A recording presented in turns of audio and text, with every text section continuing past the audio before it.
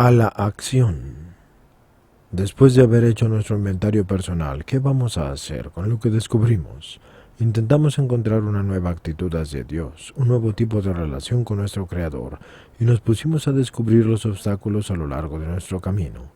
Admitimos ciertos defectos y distinguimos de manera general los límites del problema, y gracias a nuestro inventario personal, identificamos nuestros puntos débiles. Estamos ahora a punto de ser liberados de ellos. Algo que requiere acción de nuestra parte, acción que consiste en admitir ante Dios y ante nosotros mismos y ante otro ser humano la naturaleza exacta de nuestros defectos. Y este es el quinto paso del programa de recuperación indicado por el capítulo precedente. Este paso puede ser difícil particularmente cuando se trata de platicar con alguna otra persona sobre nuestros defectos. Se podría creer que si uno mismo los admite es más que suficiente. Sin embargo, tenemos dudas al respecto. En la práctica, encontramos generalmente que no es suficiente solo evaluarnos. Muchos han creído necesario ir más lejos. Aceptamos más fácilmente hablar de nosotros mismos con otra persona si vemos que hay buenas razones para hacerlo. La primera razón es la mejor. Si evadimos esta etapa vital, ya no podríamos jamás superar nuestro problema de alcohol. ¿Cuántas veces los nuevos han intentado esconder ciertos hechos de su vida? Al tratar de evitar esta humillante prueba, han recurrido a métodos más fáciles y casi invariablemente han bebido. Como habían seguido el resto del programa, se preguntaban la razón por la cual hubiesen recaído, y creemos que es porque no habían terminado su limpieza interior personal. Habían pasado bien su vida en una retrospectiva, pero habían omitido los puntos más graves. Ellos solamente pensaron haber perdido su egoísmo y su miedo, solamente pensaron que eran humildes, mas no habían aprendido lo suficiente de la humildad, del coraje y de la honestidad en la medida que habíamos encontrado necesaria, hasta el momento en que contaron a otro toda la historia de su vida. El alcohólico, más que todos los demás, vive una doble vida. Es un gran actor, porque al mundo externo le presenta el personaje escénico, y desea que quien lo frecuente lo vea como tal. Quiere gozar de una cierta reputación, pero en su interior sabe que no la merece. La contradicción es todavía más grave a causa de lo que hace durante sus parrandas. Una vez que se vuelve en sí, se avergüenza de ciertos episodios que recuerda vagamente. Estos recuerdos se convierten en una pesadilla. El alcohólico tiembla al pensar que alguien pudo haberlo observado. De inmediato reprime estos recuerdos en lo más profundo de su ser y espera solo que aquellas acciones no se lleguen a saber jamás. El hecho de estar continuamente bajo el efecto del miedo y la tensión es una ocasión para beber de nuevo. A este respecto, los psicólogos comparten nuestra misma opinión. Gastamos miles de dólares en consultas médicas, en pocas de ellas decíamos la verdad y raramente seguimos sus consejos. No quisimos ser honestos con estas personas que en el fondo nos podían comprender y no quisimos ser honestos con ningún otro.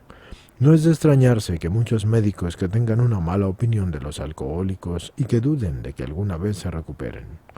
Debemos ser perfectamente honestos con alguien si es que queremos vivir mucho tiempo en este mundo. Con razón pensamos muy bien antes de escoger a la persona con quien hacer este paso, que es de naturaleza íntima y confidencial. Aquellos cuya religión les pide una confesión deben, y es evidentemente deseable, confiarse a la persona que esté autorizada a recibir esa información y esas confidencias. Aunque no practiquemos ninguna religión, pensamos que es oportuno hablar de estas cosas con una persona que tenga la autoridad en el campo religioso. Constatamos a menudo que estas personas comprenden rápidamente nuestros problemas, pero naturalmente algunas veces encontramos personas que no comprenden a los alcohólicos. Si no queremos actuar de esta manera, nos acercamos a las personas que sí conocen a alguien discreto y comprensivo.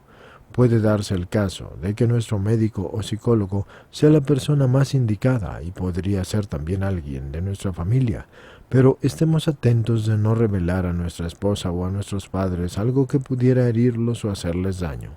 No tenemos el derecho de salvar nuestra piel con la piel de otra persona. Contaremos nuestra historia a quien esté en el ánimo de escucharla y no se escandalizará. La regla es que debemos ser inflexibles con nosotros mismos y considerados con los demás. No obstante la absoluta necesidad de hablar de nosotros mismos con alguien, podría darse el caso de que no tuviéramos éxito en encontrar a alguien a quien contarle nuestra historia.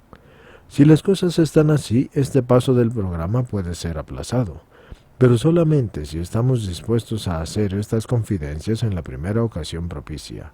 Y lo decimos porque es necesario hablar con la persona que nos aparezca y que nos parezca digna de recibir nuestras confidencias.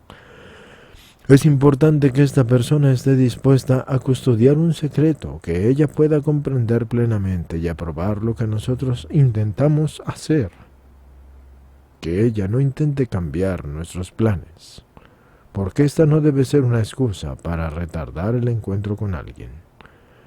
Cuando ya hayamos establecido quién deberá escuchar nuestra historia, no perdamos el tiempo. Tenemos un inventario escrito y estamos dispuestos a hablar largamente. Explicamos a nuestro amigo lo que vamos a hacer y por qué debemos hacerlo. Deberá comprender que para nosotros se trata de una cuestión de vida o muerte. Y la mayor parte de las personas a las cuales nos confiamos van a estar felices de ayudarnos y muchos se sentirán honrados de recibir nuestras confidencias. Olvidando nuestro orgullo, le iremos explicando todo, iluminando cada torcimiento de nuestro carácter, todo ángulo oscuro de nuestro pasado. Una vez que hayamos actuado así, sin esconder nada, seremos más felices.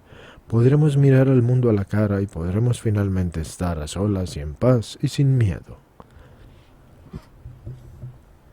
Nuestros temores se van a desprender de nosotros, así que comenzamos a sentir que nuestro Creador está cerca de nosotros. Es posible que en el pasado nosotros hayamos creído en algo o en alguien, y ahora sin embargo vamos a comenzar a vivir una experiencia espiritual. A menudo tendremos la impresión de que el problema del alcohol ha desaparecido, pero tenemos la sensación de estar finalmente sobre la amplia avenida y de caminar de la mano con el espíritu del universo. Al regresar a la casa, buscamos un lugar tranquilo donde podamos estar en paz una hora, al menos, y repasamos cuidadosamente lo que hicimos. Agradecemos a Dios con todo el corazón, porque lo conocemos mejor, y tomamos este libro y lo abrimos en la página donde se encuentran los 12 pasos del programa. Y leemos atentamente los primeros 5, y preguntándonos si habremos olvidado algo, porque estamos a punto de construir un arco a través del cual vamos a pasar para encontrarnos afuera totalmente libres. ¿Nuestra labor hasta este punto ha sido buena? ¿Las piedras de nuestra construcción están bien colocadas? ¿Intentamos fabricar cementerios y cemento sin arena? Si estamos satisfechos con las respuestas y leemos lo que dice el 6º paso, entonces habíamos subrayado el hecho de que la buena voluntad es indispensable. ¿Estamos listos ahora para dejar que Dios nos quite todas las cosas que habíamos reconocido como malas en nosotros? ¿Podrá Él ahora tomar todas y cada una de ellas? Si estamos todavía aferrados a alguna cosa que no queremos abandonar, le vamos a pedir a Dios ayuda para dejarla. Y cuando estemos listos le decimos algo parecido a esto. Mi Creador, ahora deseo que seas el dueño de todo mi ser, lo bueno y lo malo. Te pido que me quites todo lo que me impida serte útil y ser útil a mis hermanos. Concédeme la fuerza de hacer tu voluntad a partir de ahora. Amén. Hemos acabado de hacer el 7º paso. Ahora teníamos necesidad de pasar nuevamente a la acción, sin la cual comprobábamos que la fe sin obras está muerta. Señores, San Pablo dice eso, recuérdenlo. Estudiamos el 8º y el 9º pasos. Teníamos entre las manos una lista de todas las personas a las que habíamos ofendido y a las cuales queríamos hacerles una enmienda honorable. Hicimos esta lista, sirviéndonos de nuestro inventario moral, y en esta ocasión nos sometimos a un severo examen, y ahora vamos hacia nuestros semejantes con el fin de reparar el daño que les infligimos en el pasado, o los daños que les hayamos infligido en el pasado. Tratamos de despejar los escombros que se acumularon a causa de nuestros esfuerzos por vivir siguiendo nuestros propios caprichos, y si no tenemos la voluntad de hacer esto, le pedimos a Dios hasta que dicha voluntad se nos presente. Recordamos que al inicio estuvimos de acuerdo en estar dispuestos a todo para lograr nuestra victoria sobre el alcohol. Probablemente aún tengamos dudas, y releyendo la lista de nuestros amigos de trabajo a los cuales les hemos hecho daño, probablemente nos sintamos renuentes en ir a su encuentro, basándonos en un apoyo espiritual. Tranquilicémonos. Cuando se trata de ciertas personas, no tenemos necesidad y no deberemos tenerla en ningún caso de abordarlas insistiendo en el elemento espiritual en nuestro primer encuentro. Podríamos hacer que la persona reaccionara con prejuicios. En este punto nos encontramos tratando de poner orden en nuestra vida, pero no se trata de un fin por sí mismo. Nuestro verdadero propósito es volvernos capaces de ponernos al servicio de Dios y de las personas que nos rodean del mejor modo posible. No es prudente acercarnos a una persona que aún sufra por uno de nuestros errores y decirle que nos hemos vuelto creyentes. En un encuentro de boxeo esto equivaldría a dejar el mentón al descubierto. ¿Por qué queremos hacerle de santurrones o de fanáticos? Y de este modo podemos perder una oportunidad de transmitir un mensaje de salvación para quien esté en desgracia. Nuestro hombre, por el contrario, estará muy impresionado si constata que nosotros queremos reparar el mal que le causamos. Estará más interesado en una demostración de nuestra parte, de buena voluntad, que en los cientos de discursos que podamos hacerle tranquilamente sobre nuestros descubrimientos espirituales. Por otra parte, no usamos lo anterior como un pretexto para evadir el tema que concierne a Dios. Cuando eso sea útil, entonces estaremos dispuestos a revelarle nuestras convicciones con tacto y equilibrio. Llegamos a preguntarnos cómo abordar a la persona que habíamos detestado. Quizás los daños que nos ha hecho son más graves y numerosos que aquellos que nosotros le hicimos, y aunque hemos tratado de abordarlo del mejor modo, todavía no estamos demasiado inclinados a admitir nuestros errores. Aún más, con una persona que no nos gusta, apretamos los dientes. Es más difícil hablarle a un enemigo que a un amigo, pero es fácil comprender los beneficios que recibimos. Lo abordamos entonces con el espíritu de ayuda y de perdón, y evitamos nuestra pasada enemistad y expresamos nuestro arrepentimiento. Evitamos a toda costa criticar a esta persona o discutir con ella, y simplemente le decimos que no podremos superar nuestro problema de alcohol en tanto no hayamos hecho todo lo posible para liberarnos de nuestro pasado. Estamos allí para reparar los daños de los que somos responsables y conscientes de que no podremos hacer nada de provecho hasta que hayamos limpiado nuestro pasado. Evitamos durante este tiempo decirle a esta persona lo que tiene que hacer y solo mencionamos nuestras faltas, pero jamás las de ella. Si hablamos con calma y con franqueza y sin esconder nada, los resultados van a ser satisfactorios. En 9 casos de 10 sucede lo impensable, porque la persona que fuimos a buscar admite a su vez su culpa y las divergencias de nuestros puntos de vista, que habían durado años y años. Todas estas son subsanadas en una hora. Casi siempre progresamos de un modo satisfactorio, porque el que antes era nuestro enemigo nos felicita y nos desea buena suerte. Algunos se ofrecen a ayudarnos, y sin embargo, no nos desesperamos si alguno hace que nos saquen de su oficina.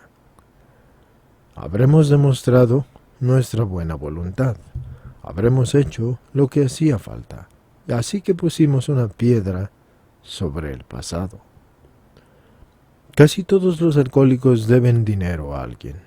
No nos escondemos de nuestros acreedores. Somos honestos con el hecho de que somos alcohólicos y ellos lo saben, lo creamos o no.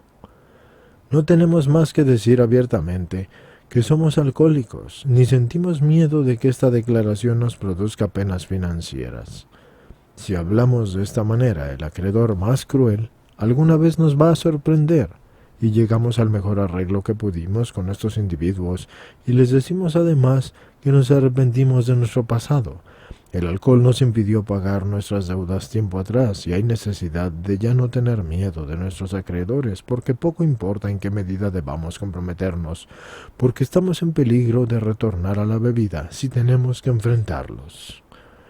Quizás habíamos cometido un delito que podría conducirnos a prisión si era conocido por la autoridad judicial, y pudo haberse tratado del dinero de la caja de la oficina donde estábamos trabajando y no podíamos reembolsar esos saldos. Esto ya se lo habíamos confesado en forma confidencial a otra persona, pero estábamos seguros de que llegaríamos a prisión. Y además de que perderíamos nuestro puesto si esto era descubierto. Podría tratarse de un delito menor, como aquel de inflar nuestras notas de gastos. Así habíamos actuado casi todos.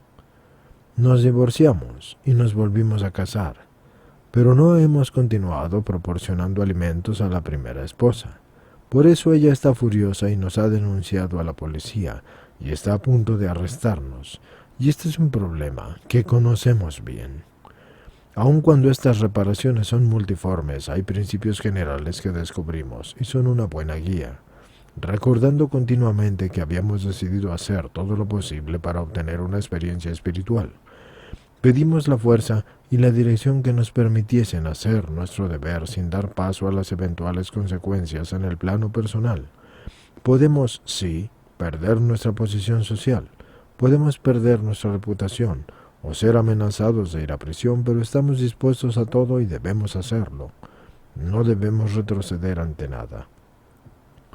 La mayor parte de las veces otras personas están involucradas y esto era el motivo por el cual no debíamos actuar demasiado deprisa.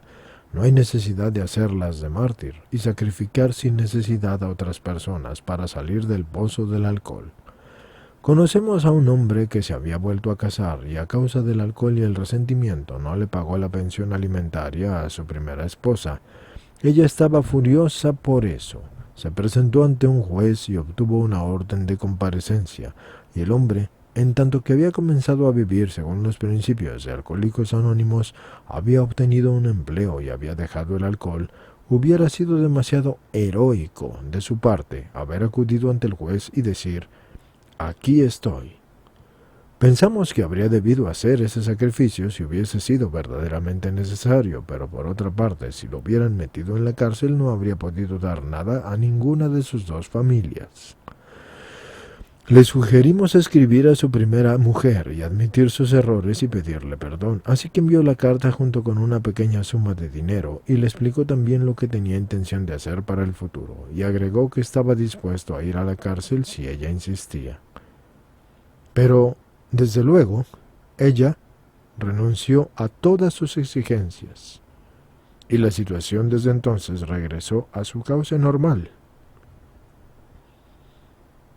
Antes de tomar medidas radicales que pudiesen comprometer a otras personas, nos aseguramos de tener el consentimiento de ellas.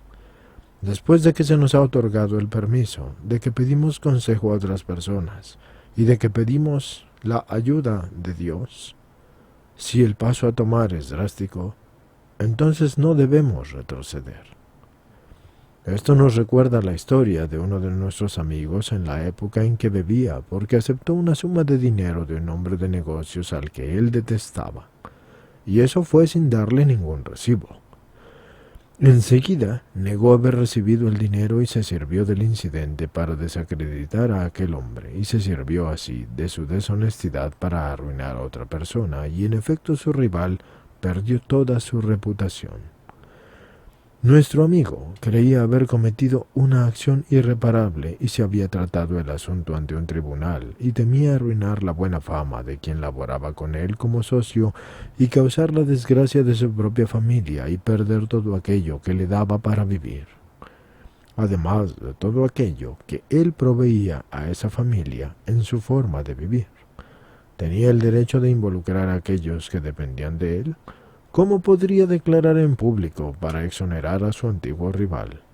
Después de haber consultado con su mujer y con su socio, llegó a la conclusión de que era mejor correr ese riesgo que permanecer culpable de semejante calumnia en la presencia de su creador.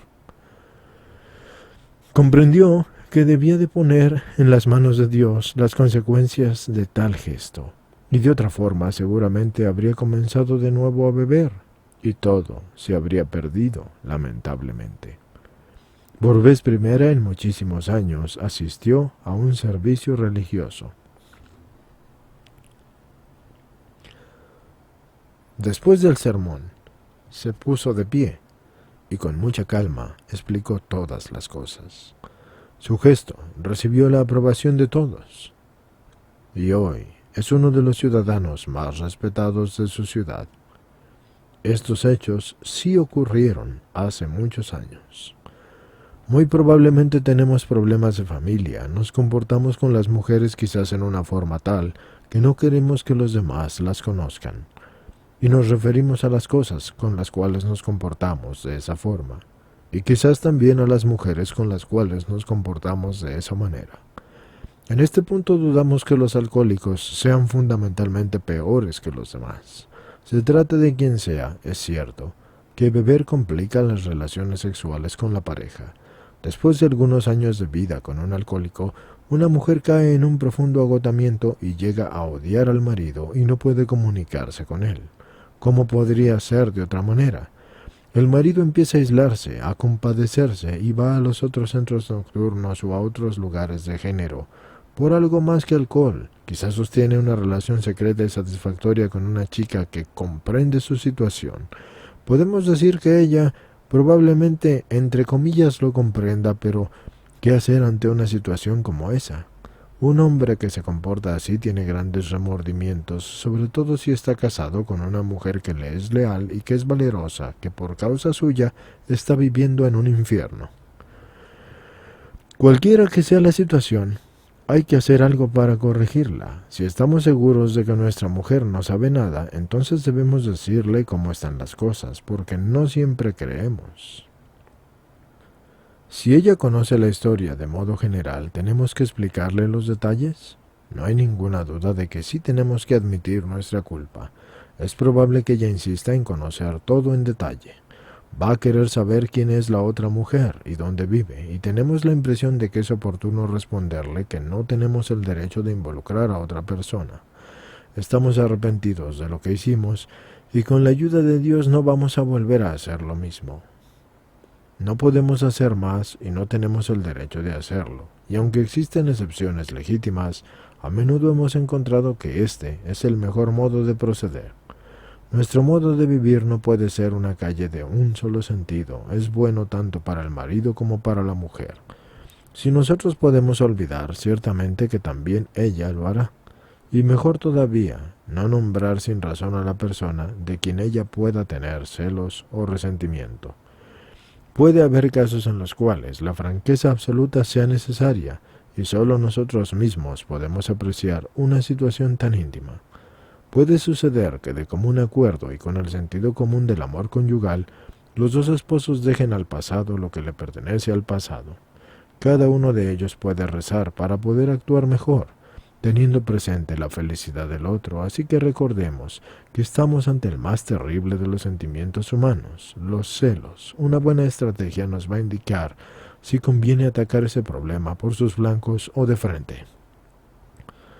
Aunque no tengamos un problema de este tipo, tenemos mucho que hacer en familia. A veces un alcohólico nos dirá que su único deber es no beber. De otra forma, si bebiera, ya no habría ningún hogar. Pero debe hacer mucho más todavía para reparar sus faltas hacia su mujer, o hacia sus padres, o hacia quienes haya maltratado tanto durante años. La paciencia de ciertas madres y de ciertas esposas de alcohólicos sobrepasa todo entendimiento, porque sin ellas muchos de nosotros estaríamos ahora sin familias o quizás muertos. El alcohólico es como un huracán que por donde pasa destruye la vida de los otros. Él lastima o ella lastima los corazones y destruye las relaciones amorosas y desenraiza los afectos. Su egoísmo y su falta de consideración constante mantienen un hogar en un tumulto. Y creemos que cuando alguien dice que es suficiente estar abstemio, no sabe lo que está diciendo. Es como el campesino que al salir del refugio, que es anticiclones, se encuentra en su casa en ruinas y le dice a su esposa: «No pasa nada, mujer, no te alarmes. Lo importante es que el viento ha cesado». Es necesario prever un largo periodo de reconstrucción y somos nosotros quienes debemos asumir la dirección. No va a ser suficiente que refunfuñemos, porque nuestro remordimiento nos hace refunfuñar, y que despreciemos el pasado. Vamos a tener que sentarnos junto con nuestra familia y analizar francamente el pasado, y como ahora lo vemos, poniendo mucha atención de no criticar a nadie. Los errores de alguien de nuestra familia resultan evidentes, pero puede ser que nuestro comportamiento haya sido en parte su causa. Ahora nos ponemos a pulir nuestra casa, con nuestra familia, durante nuestra meditación, todos los días. Y pedimos a nuestro Creador que nos enseñe la paciencia, la tolerancia, la benevolencia y el amor. La vida espiritual no es una teoría. Es necesario que la vivamos. A menos que los nuestros no nos manifiesten su deseo, no deberemos apurarlos a vivir según los principios espirituales. Cambiarán con el tiempo, eso ya lo veremos, porque nuestro comportamiento los convencerá más fácilmente que todos los discursos. Tienes que meterte en la cabeza que vivir con quien ha sido alcohólico por 20 o 30 años hace dudar a todos. Hay errores que no vamos a llegar a reparar totalmente. No debes inquietarte si es que puedes decirte honestamente que lo harías si tuvieras la capacidad de hacerlo. Pero si no puedes visitar a ciertas personas, entonces les escribes una carta sincera. En ciertos casos puedes tener razones válidas para retrasar todas las excusas. Pero no te vas a retrasar si no hay ninguna razón. Tienes que ser sensible, lleno de tacto, indulgente y humilde, y no ser servil o adulador. Como agente de Dios y como gente de Dios, debes apoyarte sobre dos piernas y no debes inclinarte ante nadie. Si nos esforzamos por hacer el bien, lo que es necesario en este periodo de nuestro quehacer, nos maravillaremos al descubrir que hemos completado la meta de nuestra obra. Conoceremos una nueva libertad y una nueva felicidad. No nos afligiremos por el pasado, pero tampoco nos empeñaremos en olvidarlo. Comprenderemos qué significa la palabra serenidad y conoceremos la paz. Poco importa a qué grado de abyección hayamos llegado, porque veremos cómo nuestra experiencia pueda ayudar a los demás. Desaparecerá toda idea de inutilidad de nuestra vida y también toda forma de conmiseración de nosotros mismos. Perderemos el interés por nuestros caprichos y nos dedicaremos a servirle a los demás. El egoísmo desaparecerá y nuestras ideas sobre la vida cambiarán como del día a la noche. El miedo a las personas y el miedo a la inseguridad económica nos van a abandonar e intuiremos cómo comportarnos frente a las situaciones que de ordinario nos desconcertaban. Nos daremos cuenta repentinamente de que Dios por nosotros hace lo que nosotros no podíamos ni podemos hacer por nosotros mismos. No pensamos que se trate de promesas extravagantes. Se realizan en medio de nosotros y a veces rápidamente o a veces lentamente, pero estamos ciertos de que se cumplirán si nosotros nos empeñamos en su realización. Esta reflexión conduce al 10º paso, que nos sugiere continuar haciendo nuestro examen de conciencia y reparar el mal que eventualmente vayamos haciendo. A medida que escombramos el pasado, comenzamos a vivir esta nueva vida con vigor. Hemos entrado en el mundo del espíritu. La labor que nos espera es crecer en comprensión y en eficacia. No es la obra de un día y tiene que durar toda nuestra vida. Necesitaremos cuidarnos del egoísmo, de la deshonestidad, del resentimiento y del miedo. Cuando estos sentimientos nacen en nuestro corazón, pedimos de inmediato a Dios que los aleje de nosotros. Hablamos de estos sentimientos con alguien y reparamos de inmediato nuestros errores, y si hemos hecho mal a otros, así lo hacemos. Después, con toda nuestra resolución, Dirigimos nuestros pensamientos a alguien a quien podamos ayudar, y el amor y la tolerancia hacia los demás van a ser nuestro código ético. Y hemos cesado así de combatir contra cualquiera o contra cualquier cosa, hasta contra el mismo alcohol, porque para entonces la razón ya nos habrá sido devuelta. Raramente sentiremos el deseo de beber, y si fuéramos tentados nos alejaremos del alcohol como si fuera fuego, una flama que nos quemaría, y reaccionaremos de una manera sana y normal, y comprobaremos que estas cosas suceden automáticamente. Veremos que la tendencia a beber desaparecerá y que esta nueva actitud se nacerá en nosotros sin esfuerzo y sin pensar en ella. Será la cosa más natural y el milagro de nuestra vida. No combatimos el alcohol ni huimos de la tentación. Tenemos la impresión de estar colocados en una posición de neutralidad, seguros y protegidos. Ni siquiera hemos debido hacer la promesa de abstenernos del alcohol. El problema, por lo contrario, ha desaparecido. Para nosotros no existe. Nosotros no nos jactamos ni tenemos miedo. Esta es nuestra experiencia, y así reaccionamos si nos mantenemos espiritualmente en plena forma. Para nosotros es fácil descuidar el programa espiritual y dormirnos en nuestros laureles. Si lo hacemos, nos encaminaremos hacia problemas, ya que el alcohol es un enemigo sutil. No estamos curados del alcoholismo.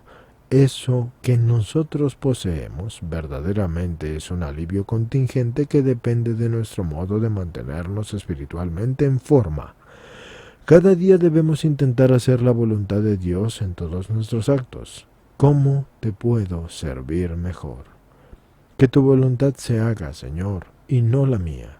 Estos son pensamientos que debemos llevar siempre con nosotros, y en este punto podemos mantener en ejercicio nuestra voluntad en todo lo que queramos, porque es el ejercicio que verdaderamente le conviene a nuestra voluntad. Ya hemos dicho muchas cosas sobre el hecho de que debemos recibir fuerza, inspiración y dirección de aquel que todo lo sabe y que todo lo puede y que todo lo es. Si hemos seguido con cuidado esto, comenzamos a percibir la presencia de su Espíritu en nosotros. Hasta cierto punto hemos llegado a tener conciencia de Dios. Hemos empezado a desarrollar este vital sexto sentido, pero debemos ir aún más lejos, y eso quiere decir que tenemos que hacer otras cosas. El 11º paso sugiere la oración y la meditación, y no debemos ser tímidos en esto de la oración. Personas mejores que nosotros oran continuamente, porque no es lo mismo la oración que el rezo. La oración es eficaz si mostramos buena disposición y si hacemos los esfuerzos necesarios. Sería fácil mantenernos en lo vago del campo de la oración, pero intentaremos ofrecerles algunas sugerencias precisas y útiles. Recuerden, señores, el rezo es comenzar a hablar para Dios con la mente, pero la oración es convertir ese hablar con la mente en el hablar del corazón. Antes de acostarnos en la noche, pasamos revista de manera constructiva a nuestra jornada. ¿Odiamos a alguien? ¿Tuvimos resentimientos? ¿Fuimos egoístas, deshonestos o cobardes? ¿Le debemos disculpas a alguien? ¿Llevamos dentro de nosotros cosas que debimos haberle platicado a otra persona sin ninguna demora? ¿Fuimos buenos y comprensivos con todos? ¿Qué cosa hubiésemos podido hacer mejor? ¿Pensamos en nosotros mismos la mayor parte del día? ¿O pensamos en lo que podríamos hacer por los demás en nuestra pequeña contribución que podremos aportar a la vida que transcurre? Mas debemos poner mucha atención en no caer en inquietudes, en remordimientos o en reflexiones depresivas, porque esto disminuirá nuestra posibilidad de ser útiles a los demás. Después de este examen de conciencia, le pedimos perdón a Dios y le pedimos que nos haga saber las medidas adecuadas para mejorar nuestra conducta. Inmediatamente después de despertar pensamos en la jornada que nos espera y hacemos un plan, y antes de comenzar pedimos a Dios que guíe nuestros pensamientos, suplicándole alejar de nosotros toda autoconmiseración y todo comportamiento que pudiera ser deshonesto o egoísta.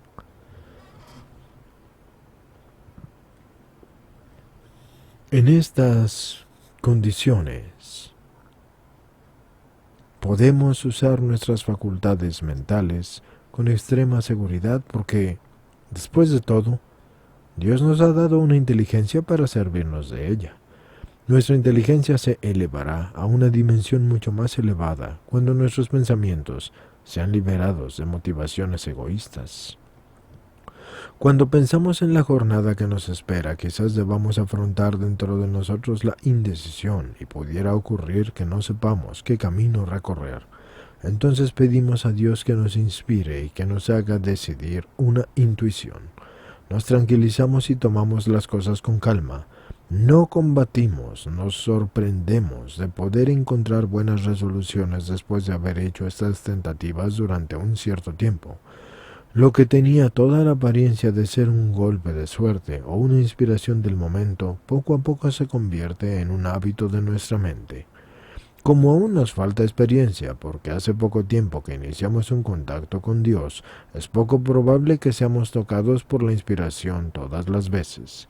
Es posible también que paguemos esta presunción con toda clase de acciones y de ideas absurdas.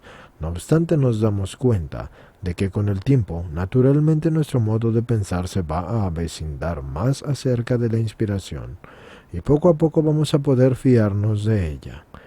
Así terminamos generalmente nuestra meditación con una oración en la que pedimos a Dios que nos haga saber durante todo el día cuál es el próximo paso que debemos dar y que nos conceda aquello que necesitamos para resolver tales problemas. En particular pedimos no ser esclavos de las propias visiones personales y nos cuidamos de pedir algo para nuestra ventaja. Podemos pedir alguna cosa para nosotros que también sea para el bien de los demás. Ponemos mucha atención en que nuestra oración no sea formulada para obtener el cumplimiento de nuestros deseos egoístas.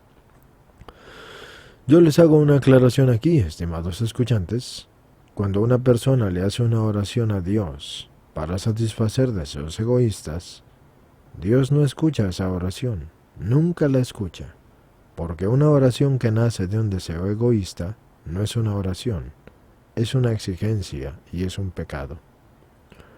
Continuando con la lectura, muchos de nosotros han perdido mucho tiempo haciendo esto, y así no se obtiene ningún resultado, y puede usted fácilmente ver por qué. Si las circunstancias lo permiten, podemos pedir a nuestras esposas o a nuestros amigos unirse a nosotros en nuestra meditación de la mañana. Si la religión que tú profesas requiere expresamente ciertas oraciones de devoción en la mañana, entonces cumple con este deber.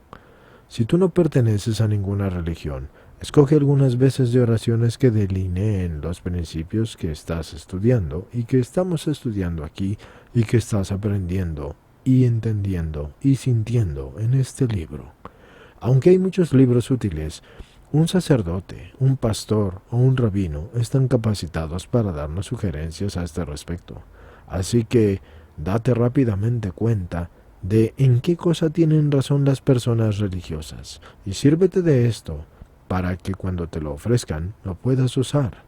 Y durante el día, haz una pausa cuando estés agitado o que tengas dudas y pide la luz y la acción del Espíritu del Universo. Debes acordarte en todo momento de que tú ya no estás para dirigir el espectáculo y debes repetirte esa frase muchas veces durante el día, diciendo: Señor, hágase tu voluntad. Entonces vas a correr mucho menos riesgos en lo que concierne a tus nervios, tu miedo, tu cólera, tu inquietud, tu autoconmiseración y las decisiones alocadas. Vas a volverte una persona eficiente y no te vas a cansar tan fácilmente, porque no estás quemando más tu energía de una manera alocada como ya lo hacías cuando tú intentabas organizar tu vida para complacerte a ti mismo. Este método es eficaz, lo es realmente. Nosotros los alcohólicos somos indisciplinados, entonces dejemos que Dios nos discipline con el método tan simple que acabamos de explicar. Pero esto no es todo. Todavía hay muchas cosas que hacer. La fe sin obras es una fe muerta. El próximo capítulo está enteramente dedicado al 12º paso. Ahora sí, señores, la fe sin obras es una fe muerta. Santiago 2, versículo 17, para los que lo quieran leer.